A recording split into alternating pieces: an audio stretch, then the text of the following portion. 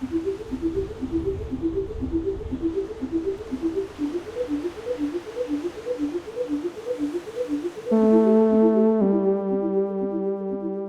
aren't too many places on this planet that you can surf in brackish water. Not quite fresh, definitely not the ocean. Just the right amount of weird for this episode.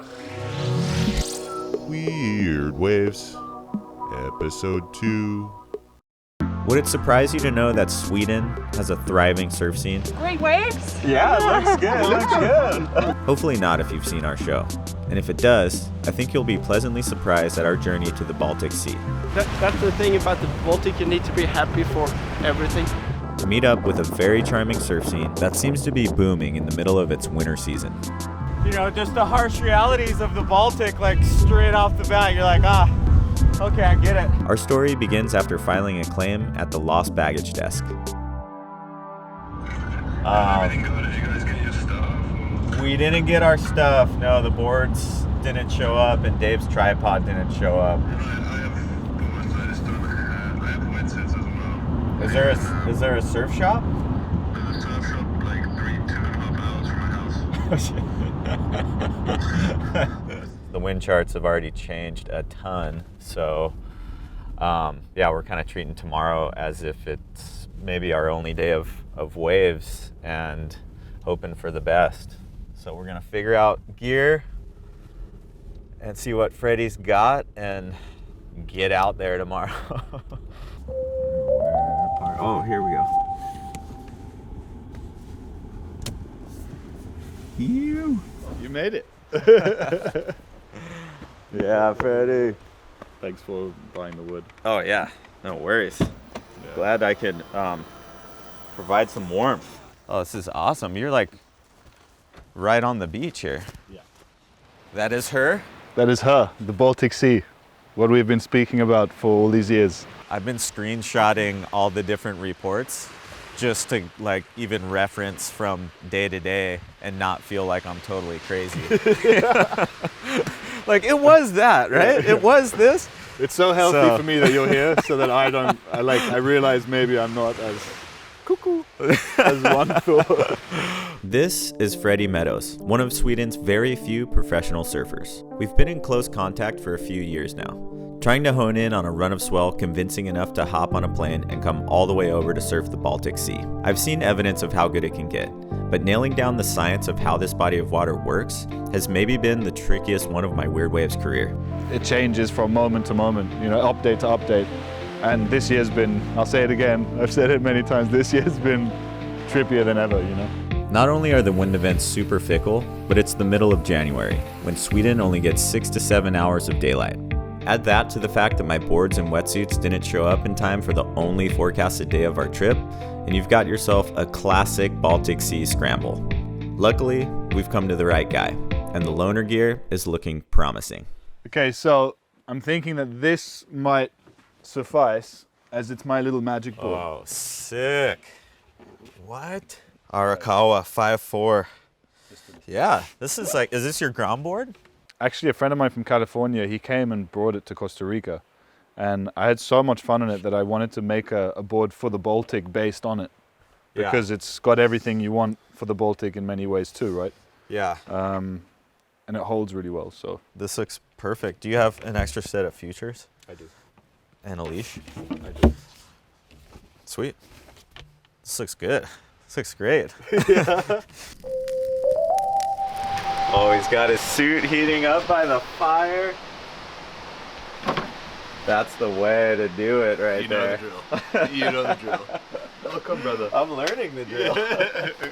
So frothing. It looks like 2 months. triple the size out front. Yeah. So it's gone from this to this. Which is hopeful. I'll take it. Man, I love it already. Yes. Someone who sees what I see. The winds weren't feeling quite as strong as what was forecasted, so we sacrificed a few hours of precious daylight to get to a stretch of coast that picks up the most swell. It wasn't pumping by any means, but the time had come to face the elements. I almost jumped into my wetsuit with my pants on still. That felt way too comfortable. It's fun because as soon as Dylan sees a wave, his eyes light up and something happens to him, and that awakens the same thing in me. So here we are, frothing on the very frothy looking sea. What do you think, Freddie? Is this like an average day in the Baltic? Yeah, I call this like a just go surf kind of day. Yeah. Keep the froth alive. I mean, it looks like there's everything. We just got to get out there and figure it out. Yeah, look at this thing. Follow Freddie's lead. Whoa.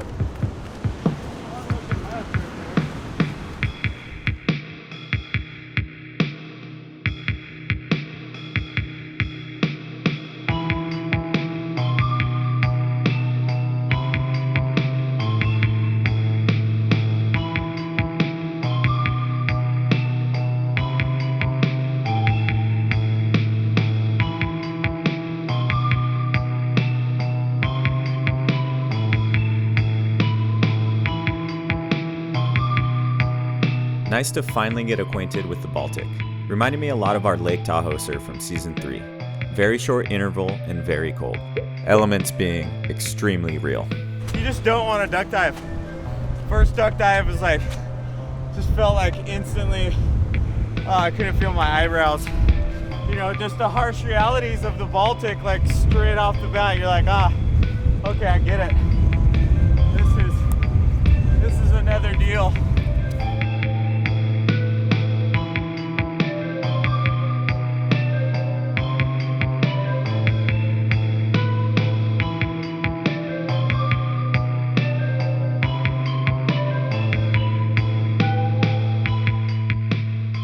With only a little light left in the day, we bolted over to one of Freddie's favorite slabs, and the wave that piqued my interest most to fly all the way over here for. Of course, we saw your standard walk-up set, but the lone bodyboarder that was out there was proving that the size was borderline surfable. Such a cool looking slab. I don't know, should we just paddle out?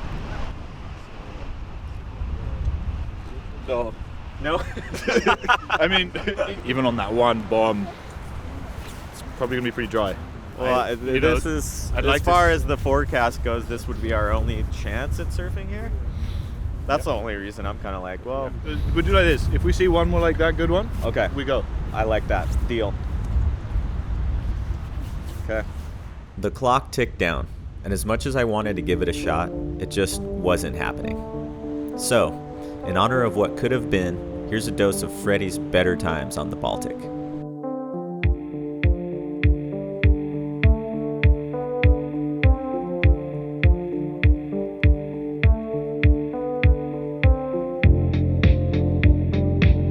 When you want to talk about those really extra rare days, I mean, once a year if you're lucky, once every 2 years on one wave has taken 5 years to break. You know, I recently only surfed it again. It's tricky, and yeah, as you noticed before you flew here, I've gotten to the point in my life with the Baltic that I almost don't go into details until we're right there, you know?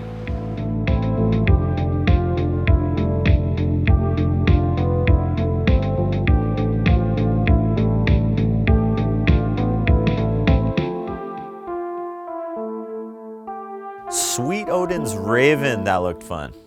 I'm starting to realize that you need to be sharp as a battle axe to score this place. But we hadn't lost all hope for our current trip, and I'm finding out that as quickly as the Baltic can take a wind forecast away, it can gift you a new one. We woke up the next morning to whitecaps on the horizon, and Freddie knew exactly where to take us. This is the frothiest spot of all froth. It doesn't get frothier than this. Hello, Lynn! Shabba! Great waves? Yeah, it looks good. It looks good. At the back there. Meet Lynn Bernbo. Her and Henrik Alsen carpooled down from Varberg, a town 3 hours north of here, to not only share a few waves, but to bring me some fresh gloves and boots so I didn't lose an appendage. I mean, where else in the world would someone go out of their way to do that? Evidence that even in the middle of January, the Swedish surf community is alive and well. The Swedish surf community is, of course, still quite small. It's growing, but there is a lot of passion in between the people that you meet. And certain days when the forecast is, you know, it's going to be pumping in a certain location. You know who you're going to find there, and you know that whenever you come together, you get to surf together, you share that same love together, you really have something special to share. That's the thing about the Baltic, you need to be happy for everything.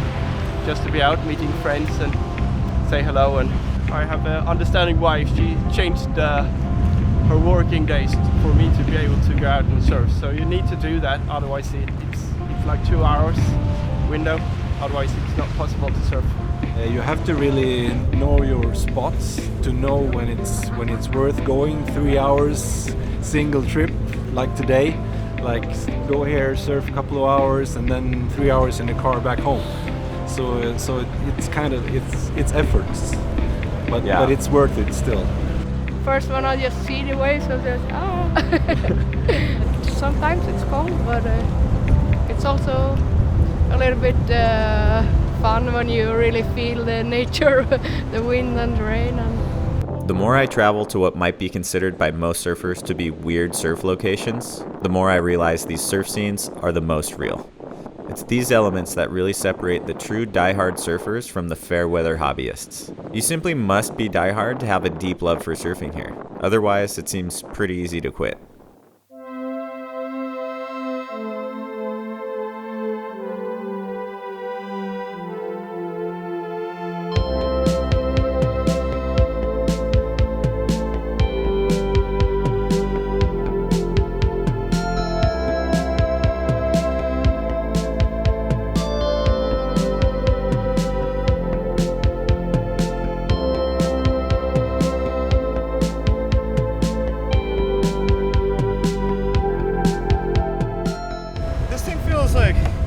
Really sick, super forgiving, and like plenty of foam for me to kind of float through flat sections, and then feels totally stable when you get a pocket. Like, totally see why Freddie was so amped on this board.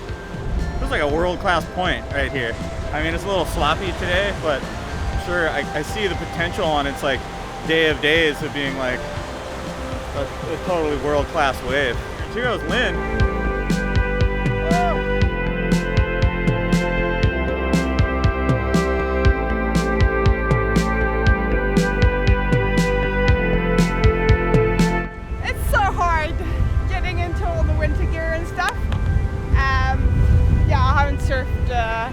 That much in the last month or so, it takes some time to get into it, but slowly getting there.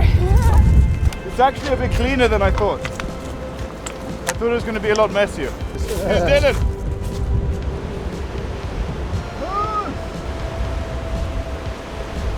How's that? Two of the best turns ever done here. So stoked you guys are here, and he just surfed the wave like that.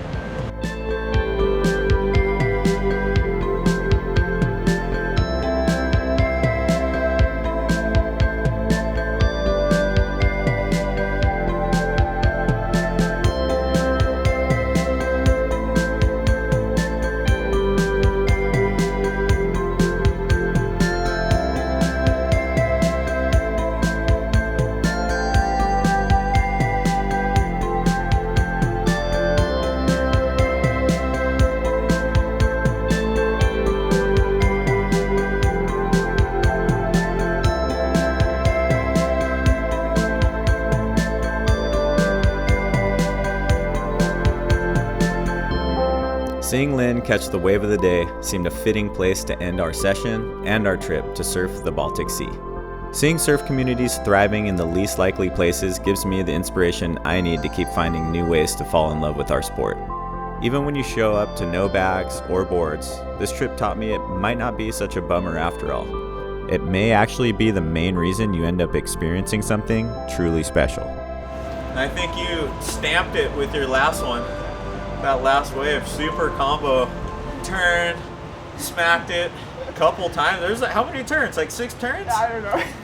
When you haven't surfed for quite a while, to get a session like this, it's worth $1 million. Yeah, that was killer.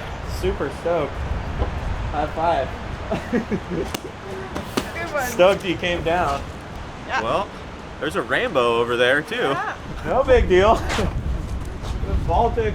Rainbows, sunshine, Rain. drop glass. Glass. There's everything.